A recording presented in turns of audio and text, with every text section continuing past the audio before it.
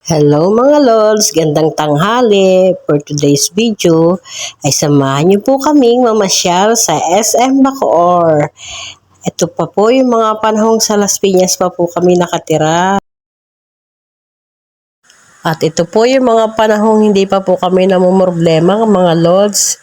Kahit saan po namin gustong pumunta ay gumagala kami. Tignan nyo naman, ang dami-daming tao dito sa SM Bacoor. Kaya mamamasyal po sana kami sa Tom's World. Kaya lang hinahanap po namin kasi sa laki po nito, hindi namin mahanap.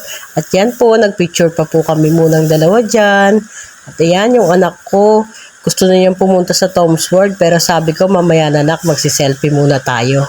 At ayan na nga po, naglalakad-lakad na nga po kami. Hinahanap po namin kung saan banda yung Tom's World nito mga lods. Ang pagkakaalam ko po kasi ay nasa second floor ang Tom's World. Kaya ayan, naglakad po kami ng dire-diretso habang tumitingin po kami ng mga paninda rito. Ayan na nga po.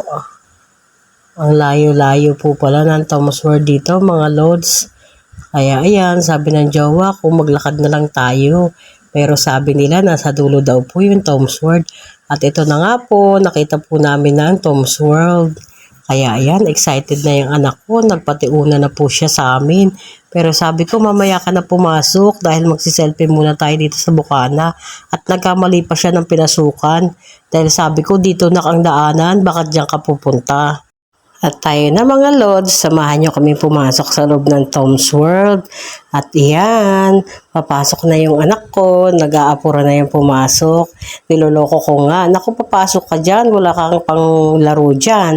O anong gagawin natin dyan, tutunga nga ka. Pero sabi niya, bakit pa tayo dito pumunta kung wala pala akong panglaro?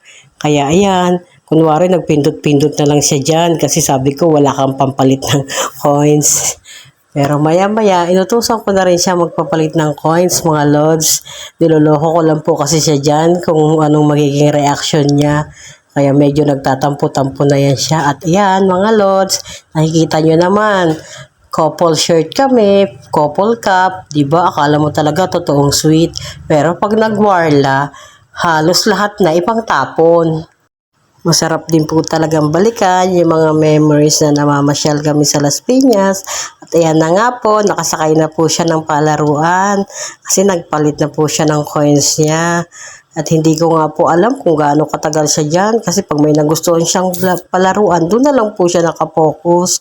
At yan, pati yung jowa ko, inutusan ko na rin siyang maglaro. Pero ang sabi niya, mamaya na kasi titignan niya muna yung anak ko kung anong gaano kasaya. Kaya ayan, nakikita nyo naman po mga lods, maliit pa siya dyan. At ngayon, eto na nga po, naglaro na nga po siya ng, ayaw ko dyan, kung ano yung tubig na lumalabas dyan sa baboy pabuyan na yan. At yan, silang dalawa na nga po ang naglaro habang nagbibideo po ako sa kanila. At yan, libang na libang po kami ng mga panahon na yan. Parang wala po kami iniisip na problema nung nasa Las Piñas pa kami. Kahit pa nangungupahan po kasi kami dyan ay hindi naman po kami nakigigipit. Pero dito po, nung dito na po kami sa Naik nakatira, halos hindi na nga po kami makapamasyal. Ewan ko ba? Parang wala na kaliming kaligayahan, wala nang tumira kami dito. Taong bahay na lang kami. At ayan na nga po, naglaro na sila ng point ba yan? Ewan ko ba kung anong palaro yan? Tapos pag may lumabas ang ulo, pupukpukin nila. O diba, busy-busy po yung anak ko dyan. At mamaya, nakikijoin na rin dyan yung jowa ko kasi naaaliw din siya sa games na yan. At ayan na nga po, maya-maya makikiagaw na dyan yung jowa ko kasi nalalibang siya dyan sa mga lumalabas-labas. Kaya panay ang pukpok nila. Ayan. Hindi ko nga alam kung hanggang anong oras sila dyan dahil ilang balik na po sila dyan ng kakapok-pok-pok-pok. Pero sabi ko, tama na yan, masasayang na yung coins nyo. Lumipat na naman tayo sa iba. Dati po talaga, nung nasa Las Piñas pa po kami nakatira, ay madalas po talaga kaming lumabas, nasama-sama.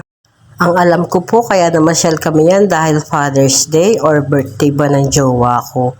Pero mas pinili po niyang ipasyal ng anak ko kesa ihandaan siya kasi birthday po pala niya yan nung pumunta kami sa SM Bacoor.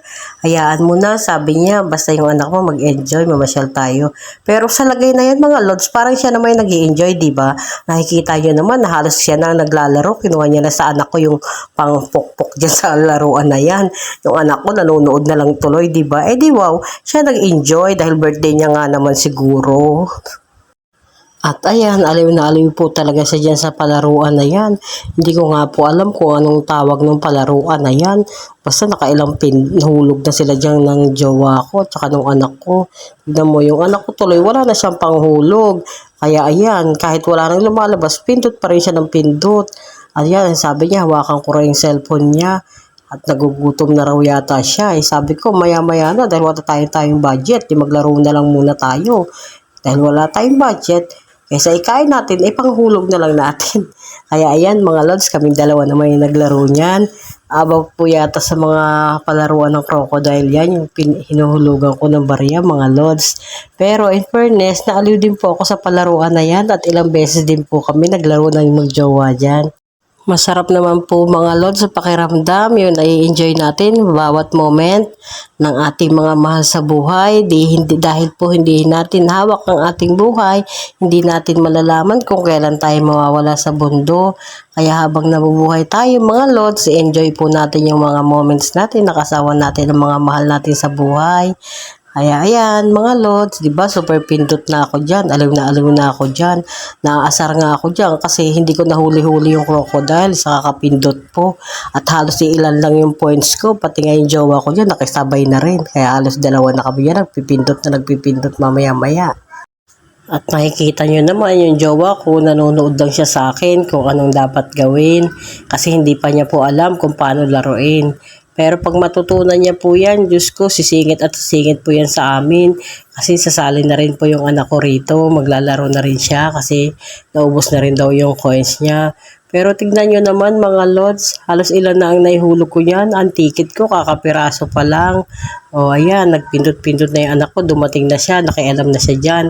Dahil naubos na yung mga panghulog niya. Kaya sabi ko, wag kang magulo nak, seryoso ako rito, pinakikialaman mo naman ako. Nung ikaw naglalaro doon, di kita pinakikialaman. Pero yan, maya-maya, busy kami mag-ina sa kakapindot, hindi namin namamalayan, lumapit na rin dyan maya-maya yung jowa ko. Kasi nakikurious na rin siya kung anong ginagawa naming mag-ina dahil busy kami. O ayan, kunwari nanonood po yan, pero mamaya atat na po yan magpipipindot. O ayan na nga po. Diba, sabi ko sa inyo, kinukuha niya lang yung technique kung paano maglaro pero nangingialam na yan sa amin. Oo. Diba po mga lods, napakasarap sa pakiramdam. Pagkasama mo yung pamilya mo, nagbabanding kayo. Kahit na wala man tayong budget, ang mahalaga makapag-enjoy po tayo mga lods. At iyan, pinapakita na ng anak ko yung mga ticket na nakuha namin. Ang alam ko, ipapapalit niya yan, kaya niya iniipon.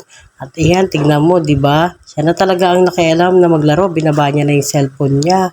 At ayan po, yung jowa ko na talaga naglalaro niya, binaba niya na yung cellphone niya, yung tubig. Talaga nainggit po siya sa amin, siya na yung naglaro. Taga-camera na lang daw ako, panoorin ko na lang daw siya kung gaano siya kagaling maglaro.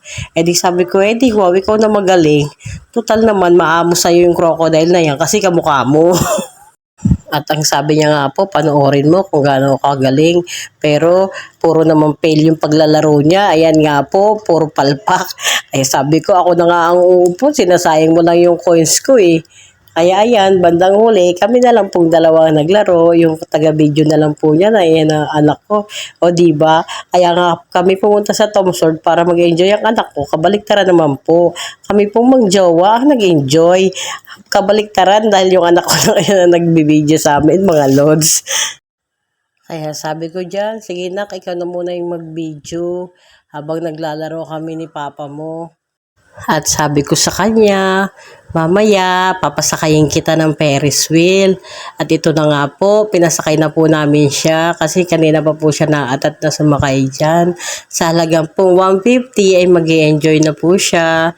Kaya ayan, akala po namin matatakot siya kasi siya lang mag-isa po sa taas.